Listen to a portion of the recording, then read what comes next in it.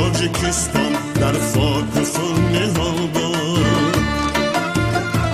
سرمان روای مطلق دارنده کمان بود. سرمان روای مطلق دارنده کمان بود. پیر و جوان کشور لرزاز بیم جان بود. سرسان خانه ویران از دست جاهلان بود. پیر و جوان کشور لرزاز بیم جان بود. سرسان خانه ویران از دست جاهلان بود.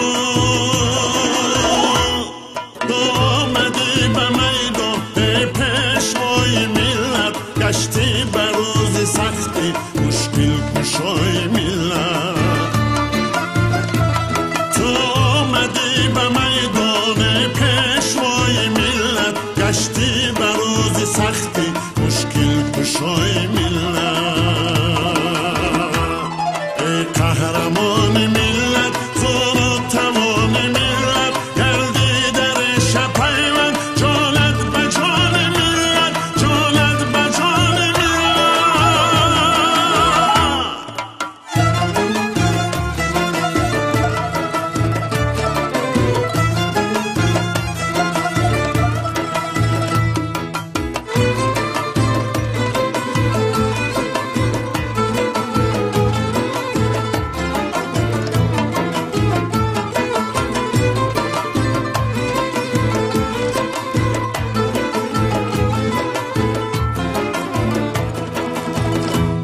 خوش گفته از شایر با جنگ جنگ کردی،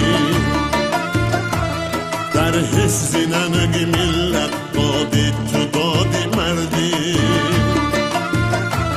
در حفظ ننگ ملت دادی تو دادی مردی. در جاده حقیقت با عزم ره سپردی. بار تو با جهالت یک عمر در نبردی. در جاده حقیقت با عزم ره سپردی. بار تو با جهالت یک عمر در نبردی.